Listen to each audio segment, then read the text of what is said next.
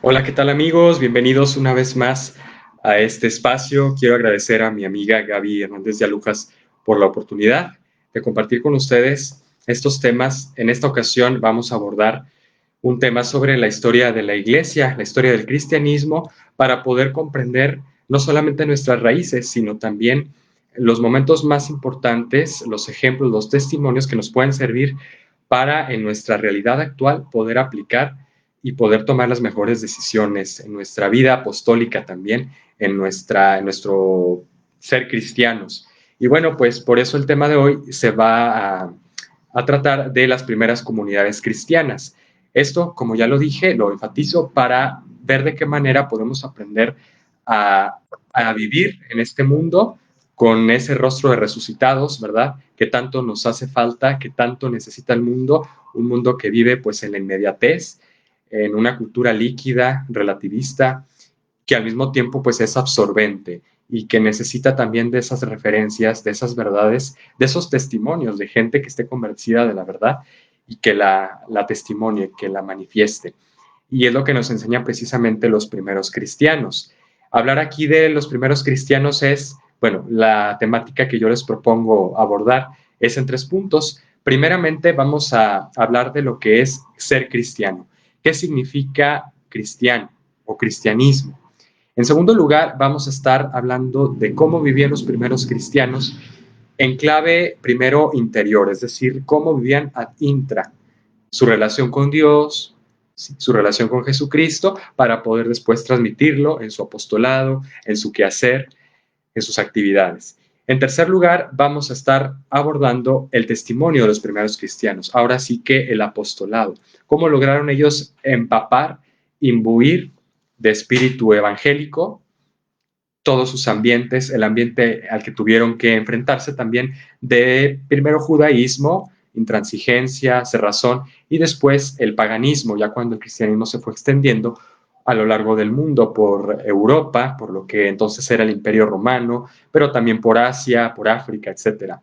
Entonces, esos 3 puntos en clave de poder comprender primero quiénes somos, ¿verdad? De dónde venimos o cuál es el sentido que Cristo quiso dejar e imprimir en su iglesia para después tomar nosotros la estafeta, ¿verdad? O la responsabilidad de decir cómo quiero yo o cómo me comprometo a vivir mi fe y a dar testimonio de ella, a ser verdaderamente cristiano. No solo ser, sino también conocer, ¿sí? O saber quién soy y después transmitirlo o hacer. Esas son las 3 claves que también filosóficamente hablando podemos denominar como ser primero, conocer, conocerme a mí mismo y después hacer, ponerme en acto, ¿verdad? Perfeccionar aquello que conozco, aquello que soy, que sé que soy y que puedo compartir y testimoniar a los demás. Bueno, pues no me presenté de hecho, pero ya me conocen, soy Ricardo Espino, filósofo, comunicólogo, misionero también, y por eso pues estos temas me estimulan a poder tomar una lección de vida y un aprendizaje para mi actividad y mi apostolado. Entonces espero que también sea de enriquecimiento para todos ustedes. Bueno, pues ya nos están mandando por ahí comentarios. Gracias, Gaby. Leti también, que participa en este espacio. De verdad, muchas gracias por el recibimiento. Espero pues que les sea de agrado. Vamos a hablar entonces del primer punto, ¿qué significa ser cristiano? Aquí consideramos, me les invito una cita, una exhortación que nos hace el Papa Benedicto XVI, el Papa emérito Joseph Ratzinger, sobre qué significa el cristianismo. Él en un libro, en una entrevista que concedió más o menos en 1996, por ahí, que se llama Sal de la Tierra, sí, explica cuál es el sentido del cristianismo en la época moderna o posmoderna, cómo nos tenemos que manifestar. Y él claramente destaca lo siguiente, dice, se ha pensado, o se piensa todavía que el cristianismo es un conjunto de normas, de moralismos, de principios, inclusive los mandamientos, sí, de preceptos que hay que seguir, que hay que cumplir, pero nadie habla casi de Cristo, como que la atención se ha desenfocado de Cristo y todo el mundo ve el cristianismo como una institución llena de normativas, llena de preceptos, ¿verdad? De políticas, podríamos decir, pero poco conocen o poco la gente ve de la esencia.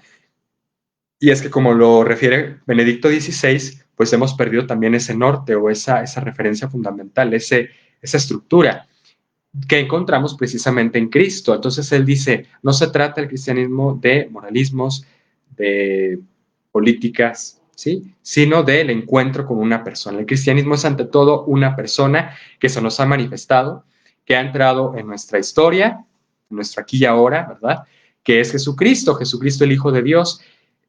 Para entender a lo que se enfrentaban también los primeros cristianos, debemos de comprender primero que en la época antigua, pues ya la filosofía, la ciencia había llegado hasta su límite o hasta la frontera, digamos, en cuanto a la razón, sobre el tema de Dios o de alcanzar lo trascendente. Ya no había, vamos a decir, nada que decir al respecto. La filosofía había agotado su campo, vamos a decir, de acción y su interpretación.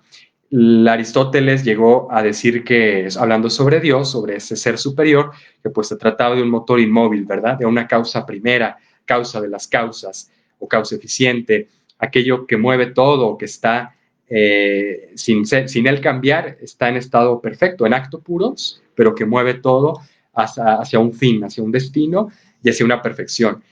Eso en términos filosóficos, pero ¿verdad que eso no nos convence? Nada nos dice del Dios amor, del Dios que es Padre, del Dios que es persona, que conoce nuestra realidad, incluso mejor que nosotros mismos, y que sale a nuestro encuentro. Entonces, por eso dice la Sagrada Escritura, no me dejarán mentir ustedes, que al llegar la plenitud de los tiempos, envió Dios a su Hijo, nacido bajo la ley, nacido de una mujer, ¿verdad? La Virgen María Santísima, es decir, en circunstancias concretas, temporales, espacio-temporales. Y esto supone toda una revolución, porque es Dios quien viene al encuentro del hombre y no ya el hombre quien busca a Dios. El hombre ya se fatigó buscando a Dios. Los antiguos trataban de agradar a los que consideraban dioses con sacrificios, ¿verdad? Acá en tierras aztecas, pues sabemos que nuestros antepasados realizaban rituales con sacrificios humanos, ¿verdad? Algo que pues no, ciertamente no era lo que agradaba a Dios, pero por ese desconocimiento, porque el hombre no tenía la suficiente capacidad para encontrar a Dios. Sí sabemos que el hombre, hablando de filosofía de la religión, ¿verdad? O los estudiosos de la religión hablan del hombre como capax dei, es decir, capaz de Dios, capaz de encontrar a Dios en las cosas, en las escrituras, en la realidad, pero de una manera aproximada y analógica. Nunca vamos a poder entender a Dios hasta que logremos contemplarlo ya en estado puro como Él es. Pero Cristo se nos manifiesta, entra a nuestro espacio, a nuestro tiempo, a nuestra historia y nos muestra el rostro de Dios, nos muestra quién es Dios, Dios persona, Dios amor, fundamentalmente. Ya no solo es el Dios razón, el ordenador del universo, el que le da sentido a las cosas, sino un Dios que es cercano, que es experiencia, que es contacto. Eso es muy importante porque eso es el cristianismo. Cristianismo quiere decir Cristo, la persona de Cristo, Dios hecho hombre, Dios verdadero, la segunda persona de la Trinidad, una fiesta que precisamente hoy celebramos, ¿verdad? Que entra en nuestra historia, se hace parte de nuestra vida, nos entiende, nos comprende y se acerca a nosotros. ¿Y cuál debe ser vamos a decir, la respuesta o la correspondencia de nuestra parte? El encuentro. Entonces, dejarnos encontrar por Dios que viene, que sale y toma la iniciativa. Y esto es lo que realizan precisamente todavía en este primer punto las primeras comunidades cristianas. Los apóstoles, si recordamos los pasajes del Evangelio, pues ellos se encontraban tras la muerte del Señor, el día del Viernes Santo, en un estado de shock, de temor, de incertidumbre, porque no sabían qué iba a suceder. Pensaban que ya todo se había terminado, que la misión tan importante del Señor pues ya había sucumbido, había fracasado, pero esto desde una perspectiva meramente humana, ¿no? Desde los ojos de la razón. En cambio, tuvieron que pasar 3 días para que el Señor se volviera a manifestar ya de una manera nueva, renovada, gloriosa además. Sabemos que por eso los discípulos de Emaús, como reconocemos en el segundo domingo de Pascua, lo verificamos, no tenían una comprensión total ni de las escrituras, de lo que apuntaba a los misterios de la pasión del Señor, como tampoco comprendieron que se trataba de Jesús cuando le salió por el camino al encuentro, porque sus ojos estaban velados, porque además esa realidad nueva, ese cuerpo glorioso, no lograba como que entrar en sus esquemas, ¿verdad? Era una dimensión totalmente nueva, incluso enigmática para ellos. Lo reconocen, por tanto, hasta la fracción del pan, cuando Jesús toma el pan en sus manos y dice las palabras, ¿no? Pero entonces aquí volvemos a enfatizar que es Cristo quien sale a nuestro encuentro, que permanente y sistemáticamente está saliendo al encuentro de los apóstoles, de los discípulos, en esas semanas que sucedieron a la resurrección. Pero es interesante aquí emprender una valoración de lo que son las figuras o los ejemplos que nos da esta primera comunidad cristiana. En primer lugar, el testimonio de una santa mujer, que es la primera anunciadora de la resurrección, María Magdalena. Santa María Magdalena, pues también está como que en medio de este shock, de esta zozobra, de esta incertidumbre, pero acude al sepulcro para, pues, todos los rituales que se requerían de embalsamiento. Bueno, eso ya se había hecho el Viernes Santo, pero pues para ver, como que ella a lo mejor tenía esa inquietud, había escuchado que en repetidas ocasiones Jesús había dicho que resucitaría, entonces ella se acerca, pero que descubre que la piedra ha sido rodada, la piedra que cubría el sepulcro, y que ya no está el cuerpo. Entonces va desesperada a los discípulos y les dice: se han llevado del sepulcro a mi Señor y no sé dónde lo han puesto. Esto pues también inquieta a los discípulos, despierta la curiosidad, Iván, Juan y Pedro, ¿verdad? Ellos creen al ver los sudarios, todo bien doblado, las mantas con que cubrieron al Señor, el sudario, y creen, ¿no? Es un primer acercamiento a ese encuentro, pero luego es Jesús mismo el que les sale al encuentro ya de una manera plena y determinante. Tan es así que pues Tomás, al acercarse al Señor y poner su dedo en las llagas, logra esa experiencia de encuentro con Cristo. Y es algo que tienen como privilegio la primera comunidad cristiana, los apóstoles, los discípulos, y por supuesto es obvio que la Santísima Virgen también fue la primera, debió haber sido seguramente la primera en tener esa manifestación del Señor con ese cuerpo resucitado.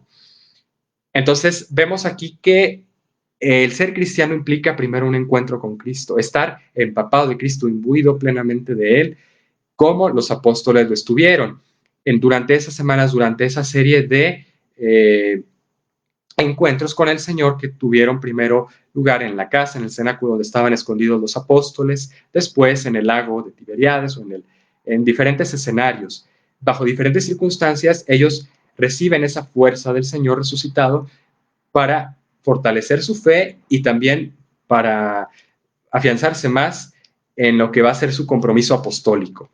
Y es algo que también recordamos en el acontecimiento de Pentecostés, cuando ellos están reunidos a puerta cerrada, esperando ese momento fuerte que supuso la venida del Espíritu Santo en Pentecostés, que revolucionó también, que sacudió todas esas zozobras, todas esas quizá lagunas o escollos que hubiera habido ahí de dudas, de incertidumbres en los apóstoles, los renueva, los impulsa además a un apostolado de gran calado, donde ellos se ven ya como que instrumentos dóciles al Espíritu Santo, van siendo llevados, claro, con su libertad y su razón, por supuesto, eso nunca dejó de estar presente. El Espíritu Santo no vino como que a nublarlos, a hipnotizarlos, ¿verdad? No, ellos se subieron prestar a la acción del Espíritu Santo.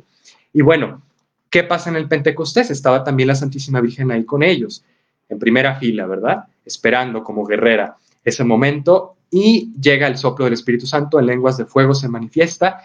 Vienen personas de muchas partes, de Mesopotamia, de Grecia, etcétera, y oyen a los apóstoles predicar, evangelizar, y los van entendiendo. Es decir, el mensaje se va transmitiendo, pero no solo un mensaje, una palabra, sino también es una vivencia, una experiencia viva.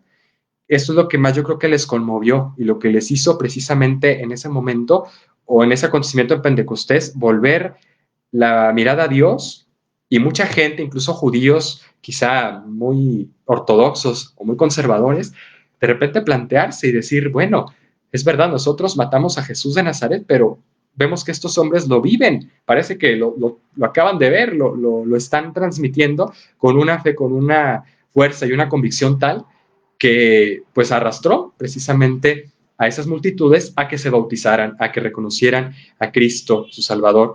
Y fue precisamente, lo dice también con datos numéricos, la Sagrada Escritura en los Hechos de los Apóstoles dice, aquel día se les agregaron a la comunidad cristiana unos 3,000 o 3,000 personas, lo puntualiza el autor de los Hechos de los Apóstoles. Y bueno, entonces aquí, para cerrar el primer punto, recordar y destacar que es innecesario el encuentro. ¿Cuántas veces nosotros preguntémonos, hagamos una pequeña valoración, examen de conciencia en nuestro apostolado, si tengo a cargo ya sea un apostolado como este virtual, ¿verdad? O un programa, o una plática, una charla, o un grupo juvenil de matrimonios, o soy ministro de la Eucaristía, yo qué sé, cada quien póngase en su lugar y pregúntese si este apostolado que realiza esta misión no es algo meramente externo, es decir, que sí me empuja, que estoy plenamente comprometido y compenetrado con ello, pero que me falta como que nutrirme de la fuente de agua de ese apostolado, de lo esencial. Es decir, cuánto le dedico a la oración, y aquí es donde van las aplicaciones concretas, las vamos a reforzar al final, pero es importante irlo considerando. Es decir, ¿cómo es mi encuentro con el Señor día a día? Ahorita tenemos, debido a esta contingencia sanitaria, que es pues algo con lo que hemos tenido que vivir y aguantar, no tener quizás ese contacto tan asiduo con Cristo Eucaristía o con los sacramentos, y es algo que, bueno, yo en lo personal no es que quiera hacer presunción, pero pues tengo la oportunidad, es una gracia que Dios me ha dado de poder estar domingo a domingo al menos, o varias veces a la semana en contacto con los sacramentos, porque he tenido ocasión de ser también un puente, un transmisor por los medios virtuales de las celebraciones. He tenido la oportunidad también de hacer transmisiones y esto me ha permitido pues no perder ese contacto asiduo con la Eucaristía. Y yo lo pensaba y decía, ¿cuánta gente, verdad, lo ansía? ¿Cuánta gente se ha tenido que privar de esta gracia, de esta dicha? Y yo que lo tengo, pues realmente no me doy cuenta, y como que era también un momento de hacer un examen sobre mí mismo, sobre cómo estoy aprovechando la gracia. Y es algo que los cristianos primeros tuvieron. Si se fijan, ¿cuántos de ellos pues no vieron al Señor y fueron dichosos? Pero Jesús nos dice también que más dichosos son los que no lo han visto, los que sin verlo físicamente, los que sin probar la Eucaristía. ¿Cuántos de nosotros a lo mejor, me remito a su experiencia, hemos tenido que pues sí, tolerar esta situación, privarnos de los sacramentos? ¿Cuántos no hemos podido sentir al Señor, comer al Señor en el sacramento? Y pues bueno, somos dichosos si seguimos manteniendo esa fe, pero lo importante aquí que es estar unidos a Él de una manera profunda en la oración, en ese encuentro diario con Él. Y preguntémonos de nuevo, ¿cómo es mi encuentro con Jesús? ¿Cómo busco nutrirme de Él? En la escucha de la palabra de Dios, en una lectura atenta, meditada, por no decir de lo que ya mencionamos de los sacramentos, pero hay formas, hay medios. Yo quiero después proponerles, si Dios lo permite, algunos manuales, algunos referencias sobre cómo vivir mejor la oración, algunos métodos que nos pueden aprovechar, que nos pueden servir, que yo he tenido también la oportunidad tuve la oportunidad de recibir en su momento y que pues me gustaría compartírselo. Bueno, vamos a hablar ahora sí habiendo remarcado, enfatizado bien este punto del encuentro, decir también que, pues, en la medida en que yo me nutra, me deje imbuir por el contacto con Jesús, voy a poder transformar mi ambiente. No se trata aquí de pretender llegar a mucha gente, ¿verdad? Porque a veces tenemos la intención de hacer mucho bien, mucho apostolado, y se convierte como que en una especie de, de movimiento vertiginoso que nos hace como pensar siempre en acciones. Y está muy bien, pero no se debe quedar ahí.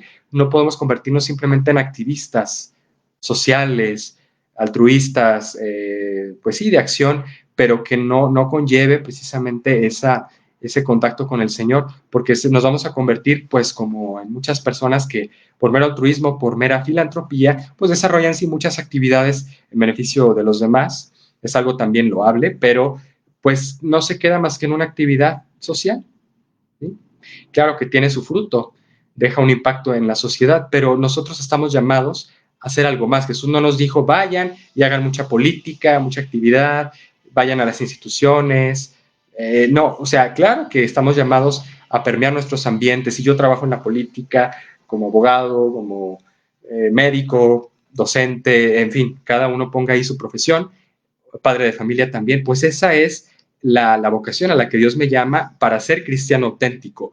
Cristo nunca, si se fijan, hizo diferencias, nunca dijo, yo solamente voy a apostarle a los que trabajan en la política o a los sacerdotes o a los... No, Jesucristo quiso, precisamente ese es el sentido del catolicismo, que nos remarca en el momento de la ascensión, dice, vayan por todo el mundo y prediquen el evangelio, o sea, vayan a todos los ambientes, a todos los ámbitos, política, sociedad, cultura, economía, medicina, etcétera, y traten de ser fermento de vida nueva. Eso que mencionaba con respecto a la publicación de Benedicto XVI, si recuerdan, ser sal de la tierra, y pues no es de Benedicto, sabemos que lo toma del evangelio, donde dice Jesús, sean sal de la tierra, luz que alumbre a las naciones. Sal, la sal también es un elemento alegórico que nos puede servir para ilustrar precisamente nuestro compromiso.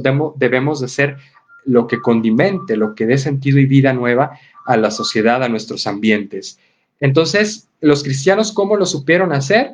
Primero, viviendo esos encuentros con el Señor, dedicándoles ese tiempo, esa oración.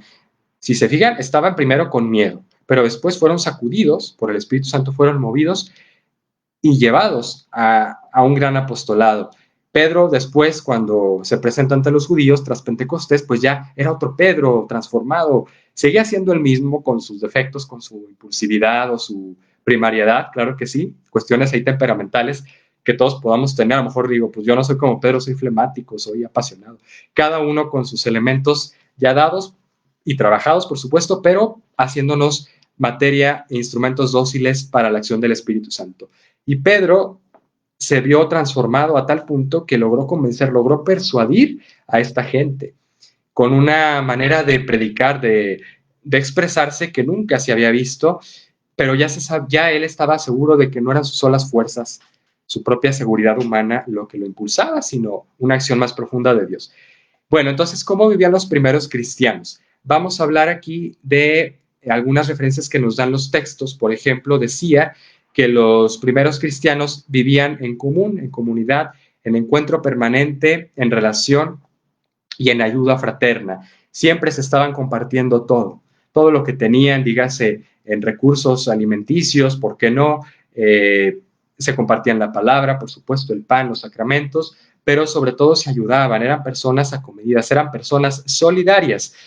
Este tema de la solidaridad creo que a todos nos ayuda mucho hoy en el contexto que vivimos en nuestro país, no solo por la situación de la pandemia, donde pues tenemos que guardarnos, ¿verdad?, en nuestras casas, que estar un poquito más distantes por cuestiones sanitarias unos de otros, pero que eso no nos puede permitir, no nos puede consentir estar ajenos o indolentes a las necesidades de otros, sino al contrario, debemos de como que agudizar, de potenciar un poco más esa observación, esa capacidad de ver en los otros lo que necesitan, lo que están más urgentemente, vamos a decir, adoleciendo para ayudarlos. Háblese primero, no tenemos que pensar en la gente que vive en las periferias. Claro que el Papa Francisco nos dice que hay que salir, ¿verdad? Estar en permanente salida.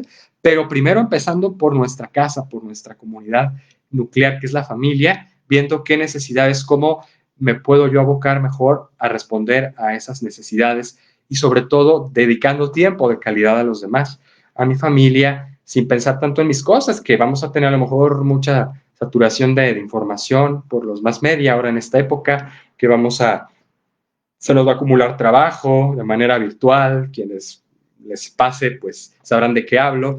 Se trata de saber hacer un espacio, de no dejarme como que absorber por esta situación y abrir los ojos, ver a los otros en clave solidaria, de qué manera puedo yo ayudar con insumos, pues, dedicándoles tiempo. Ahorita la gente pues se ve menos, no tiene esa frecuencia como antes de relación, de contacto, y es cuando necesitamos precisamente buscar y salir, tener la iniciativa. Es algo que los cristianos nos enseñan. No por nada, dice el historiador, el comentarista Tertuliano, decía que los cristianos eran semilla de nuevos, más bien los mártires, los que daban testimonio, eran semilla de nuevos cristianos. Pero los mártires no solo los que derramaban la sangre, claro que en primera instancia esta es el sentido de la frase, pero sobre todo por cómo vivían, cómo se entregaban al servicio unos de otros y al cuidado unos de otros. Preguntémonos, si hagámoslo vida, hagámoslo aplicación. Si nosotros ya distamos mucho de estos ejemplos que vemos en las escrituras, en los hechos de los apóstoles, si estamos como que ya muy encasillados en nuestro celular, en nuestros más media, en nuestro horario, en nuestra situación, nuestra burbujita, para hablar más claro, y nos olvidamos de los demás, nos olvidamos incluso de las necesidades de nuestros hijos, de nuestros hermanos, y etcétera, ¿no? Pongamos aquí con nombre y apellido cada una de estas situaciones.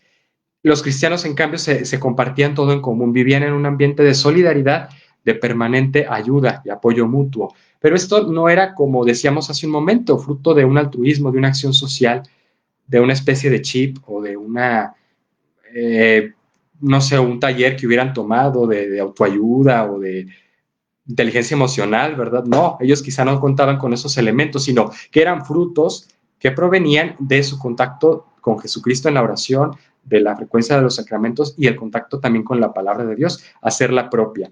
Aquí yo les quiero proponer, bueno, es una medida que quizá no se pueda explicar muy gráficamente, pero nos puede servir, igual la retomaremos en siguientes ocasiones.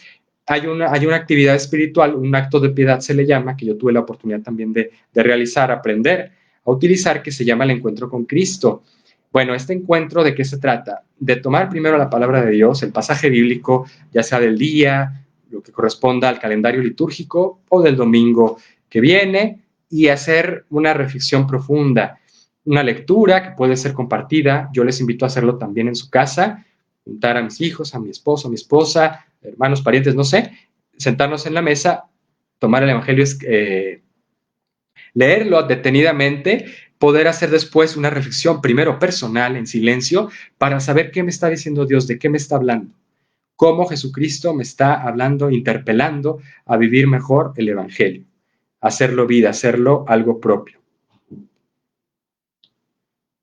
Bueno, y después de esta reflexión, lo que sigue es compartir, ahora sí compartir, poner sobre la mesa, dialogar sobre qué asuntos, qué ha movido en mí, ¿sí? Qué fibras ha tocado en mí el Evangelio, compartirlas, externarlas a los demás, para poder realizar un diálogo muy enriquecedor. Porque el Evangelio es siempre una palabra nueva y actual en nuestra vida. Así debe serlo, no nos podemos quedar con que, pues ya yo me sé el Evangelio, ya está, cito la Biblia, me sé las nomenclaturas o me sé los versículos, ¿verdad?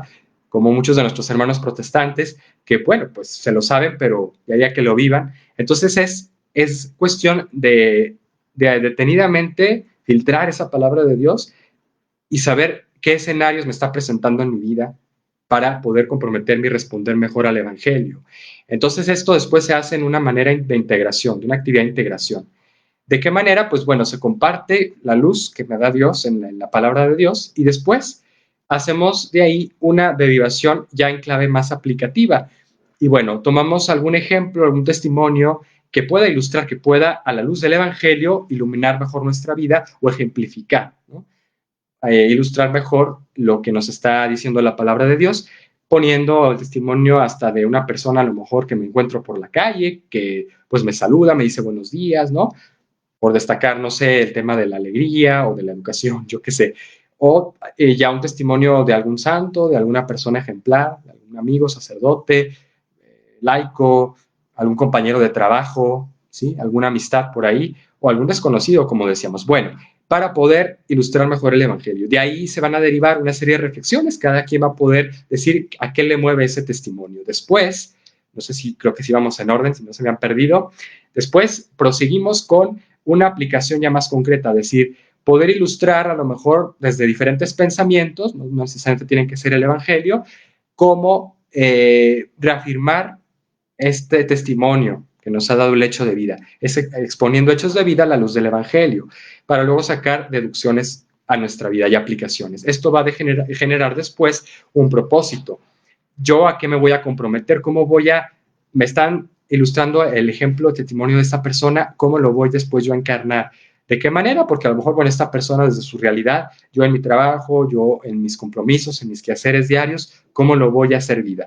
Esto es algo que, si bien se los comparto como algo que yo aprendí, descubrí, y una metodología que fui aprendiendo, eso es algo que yo estoy segurísimo que ya vivían los primeros cristianos, esta dinámica o este procedimiento, esa metodología. Que hay que cuidar también otra cosa, no se trata solo de seguir una serie de pasos, de fórmulas. A veces podemos, como cristianos, estar ya pesadumbrados, saturados de información, de jaculatorias, ¿verdad? De fórmulas ya establecidas de oración o de métodos, y nos podemos hastiar, nos podemos fastidiar. Lo importante aquí es ver en qué medida me ayuda, ¿sí? A no desencarrilarme, a no desconectarme y a volver a ese contacto asiduo y permanente con Dios y con los hermanos también, porque no se trata solo de la palabra de Dios, qué me dice a mí y hacer como un monólogo, ¿verdad? Sino poder ilustrarlo, poder externarlo a los demás en clave de diálogo, poder responder a otras necesidades, escuchar las necesidades de los demás y a la luz del Evangelio proponer soluciones que me comprometan, por supuesto, a mí. Todo compromiso implica una renuncia. Yo no puedo simplemente pretender que, pues, que voy a ser bueno, ¿verdad? Que voy a ser más servicial. No, tiene que concretarse en una actitud, en un propósito más definido. Esto nos puede impulsar porque es algo que seguramente les digo, por los testimonios que conocemos, llevaron a cabo los primeros cristianos. Tal era su contacto con la Eucaristía, con la palabra de Dios, con el mensaje de Cristo, que vivían en comunidad, que ciertamente lo que transmitían era un fruto natural, una consecuencia directa de esos encuentros. Pero recordemos que vivían en esa permanente solidaridad. No vivían desconectados unos de otros, ¿no? Aislados. Ya después se fueron generando movimientos en la iglesia, en el cristianismo, de comunidades monásticas, ¿verdad? Conventos, conventuales o monasterios, etcétera. Pero para llegar a ese punto todavía falta, lo consideraremos. Aquí es importante recalcar ese aspecto del encuentro, de la oración en común, ¿verdad? Para poder estar más frescos y más dispuestos a ayudarnos unos a otros en la caridad, porque si no partimos de la fuente que nos nutre, pues es muy difícil, como también reza ese adagio latino, ¿verdad? Lo dice también el Señor en el Evangelio, de lo que hay en el corazón habla la boca, ex abundancia cordis os loquitur. Entonces, si yo no estoy empapándome de Dios, pero si tampoco me dejo interpelar por el otro y enriquecer por la idea, por la experiencia del otro, y aquí remito el tema del encuentro con Cristo como una actividad que les propongo a realizar, pues no voy a poder salir al encuentro de los demás, evangelizar y dar buen testimonio. Bueno, después ahora sí viene esa parte. Ya hablamos de la relación del encuentro del cristiano, que es con la persona de Cristo fundamentalmente. En eso se tiene que afianzar, se tiene que radicar. Y después el encuentro con los hermanos para fortalecerme, para enriquecerme y estar preparado ahora sí para el testimonio. Ya eso es lo que vamos a ver y lo que quizá más nos gusta, ¿no? Que nos vean, que estemos dando testimonio y, ¿por qué no? Vamos a decirlo, nos gusta también que nos aplaudan, que nos reconozcan. Eso es algo humano y no tiene nada de malo, es natural. Lo que no podemos permitir es que se vuelva la obsesión, que se vuelva el objetivo. Es simplemente un medio que a lo mejor nos reconozcan, nos pongan atención, nos aprueben para que a través de nosotros lleguen a Dios las personas, logren tener una experiencia directa de Dios. Gente que a lo mejor nunca ha oído hablar de Dios o del Evangelio, ¿sí? Que a lo mejor el Evangelio se puede manifestar de muchas maneras. Yo apelo a la experiencia de todos ustedes como profesionistas, desde padres, madres de familia, médicos, profesores, comunicadores, etcétera. Cada quien ponga ahí su situación. ¿Cómo puedo hacer en mi actividad, en mi trabajo, en mi profesionalismo, que la palabra de Dios llegue con mi actitud, ¿sí? Con mi modo de proceder, de escuchar al otro. Si yo tengo empleados a cargo, estoy en una empresa, pues ¿cómo voy a manifestar que soy cristiano? ¿Cómo voy a hacer, sí? Y actualizarme en eso que soy como cristiano. Entonces aquí es donde está el reto y el compromiso a hacer por parte nuestra. Los primeros cristianos, si se fijan, no hablaban por sí mismos, y el Pedro y los apóstoles lo enfatizan y lo recuerdan permanentemente en el Evangelio. No es una palabra mía, dice, es Dios quien nos envía. ¿Sí? Es algo que viene más allá. Y eso es lo que le cuesta a veces a la gente diferenciar, ¿no? Cuando ve en la iglesia también que pasan cosas, que a veces los católicos damos mal testimonio, estamos medio indiferentes a la realidad, a los problemas sociales, no sé, estamos medio escondidos o no damos la cara, ¿verdad? Nos falta como que ese compromiso, que nos vean a los católicos, como decía también el Papa Francisco, hacer más lío, hacer más presencia, no estar ahí en la sacristía escondidos. No se trata de eso, se trata de salir, estamos en permanente salida. Hoy más que nunca es indispensable y a través de los más media podemos hacer mucho bien. Es también un compromiso que a mí me interesa compartirles, bueno, y externarles la necesidad de que empapemos más del Evangelio estos medios de comunicación que la verdad pues nos siguen superando mucho, o sea, nos falta como que hacer más presencia, más posición, estar interactuando mejor con los demás, pero sobre todo atrayéndolos, haciendo un mensaje más atractivo, más actual, les digo, utilizando las herramientas que ya tenemos. Cada uno piensa en su profesión, a lo que se dedica y trate de ir metiendo por ahí sutilmente, ¿sí? Esas actitudes evangélicas, esas virtudes, esos testimonios, esos mensajes que vayan por ahí permeando. Dice el Señor también que debemos ser como ese fermento, ¿sí? De la masa, que le da consistencia, que le da forma, que le da sabor, la sal, la luz, ¿verdad? No podemos ser simplemente luces de la calle, oscuridad en nuestra casa. Tiene que empezar, como ya decíamos, por un encuentro con nosotros, con la familia, que es la primera comunidad cristiana. Y luego testimoniar a los demás, como hicieron los apóstoles. ¿Testimoniamos de qué manera? Bueno, los primeros cristianos no solo se limitaban a la predicación de la palabra, que sí iba convirtiendo a mucha gente, iba persuadiendo los ambientes, las voluntades, y se iban adhiriendo cada vez más y más a la fe verdadera, sino que iban demostrando que podían también desarrollar un diálogo, un encuentro más profundo.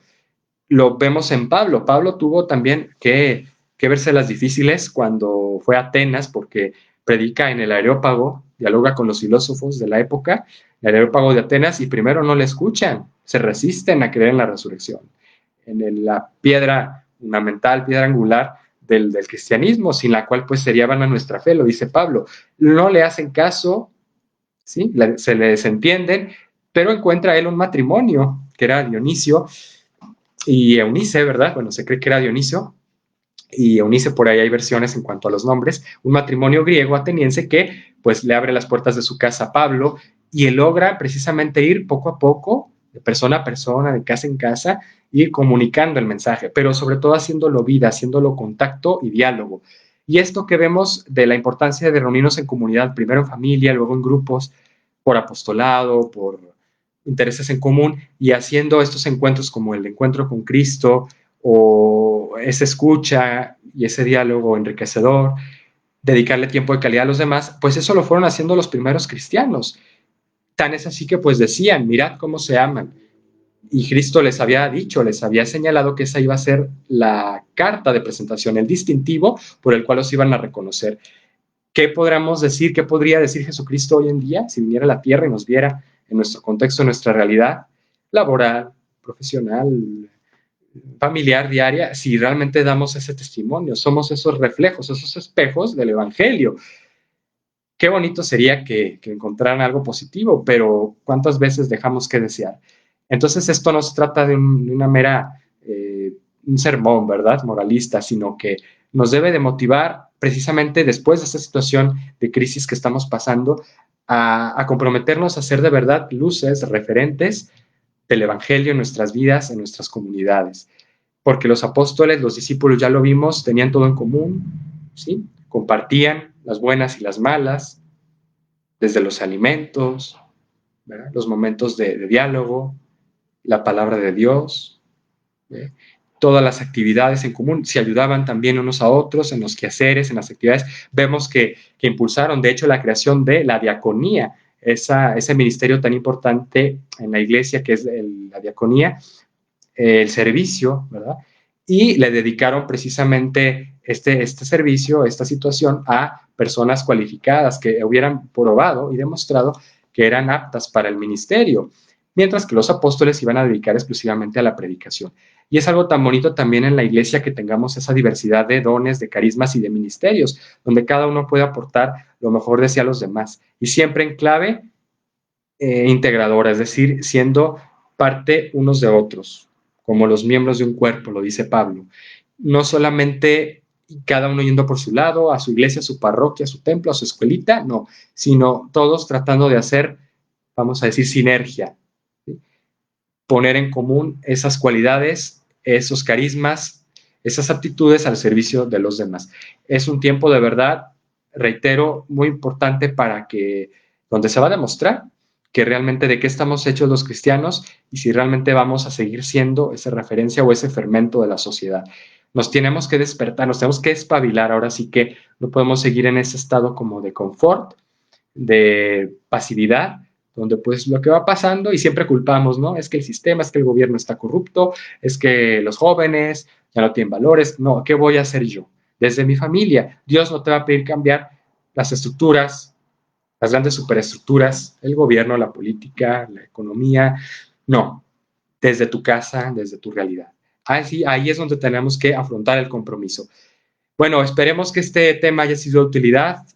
A mí de verdad, les confieso, me estimula porque pues no solo el hecho de compartirlo, sino el decir, bueno, yo cómo voy a dar testimonio de esto que digo, de lo que estoy predicando, cómo voy a dar ejemplo. Y bueno, ojalá que el tema nos ayude para que esta semana la vivamos con una nueva visión en clave también de reforzar nuestro ser cristiano. Primero, ser. Sabemos que el ser es aquello que me define, me hace pues determinarme, identificarme también, que los demás me identifiquen como quien soy en mi esencia y después actualizarme, ir realizando acciones, ¿sí? Hábitos, ir demostrando actitudes que la gente realmente, en las que la gente pueda ver reflejado a Cristo. Bueno, el siguiente episodio, el siguiente pasaje que vamos a considerar en nuestro recorrido histórico, ya dentro de 15 días, va a ser el testimonio de los mártires. Ya alguna alusión hice a ello, para que veamos de qué otra manera el cristianismo se fue consolidando y fue llegando también a irradiar en la cultura. Esos temas me parecen importantes porque el cristianismo ha sido no solo una religión, como ya lo mencionamos desde Benedicto XVI, no solamente ha sido una filosofía, un estilo de vida, ha sido una revolución verdadera para el mundo que hoy en día parece como que se ha estancado y necesitamos volverle a dar auge, sentido y presencia, permanencia en nuestro mundo, en nuestra sociedad. Ojalá que estos temas de verdad nos estimulen, por eso seguiremos avanzando. La siguiente semana, les aviso, compartiré de nueva cuenta un tema de manera alternativa de lo que es las virtudes de los santos. Los santos, las personas que yo digo siempre esto, han sabido tomar las mejores decisiones, han tenido pues un equilibrio emocional, un equilibrio espiritual, por eso se les llama virtudes, porque están en la mitad, ¿verdad? En el punto medio de las cosas. Siempre han logrado ese equilibrio. Y bueno, ellos nos enseñan precisamente a desarrollarnos en las virtudes humanas, primero morales, las 4 virtudes cardinales, también las virtudes espirituales o las virtudes teologales y pues todos los frutos que también derivan de las virtudes, actitudes, comportamientos, etcétera. Así que los espero, gracias por el favor de su atención. Ojalá que este tema haya sido de apoyo, de ayuda para ustedes. Y bueno, pues un gusto saludarlos. Gracias por la atención, por el espacio también, Gaby. Y a todos, pues muchos saludos, muchas felicitaciones en este día que celebramos la Santísima Trinidad. Que Dios los bendiga a todos. Hasta la próxima.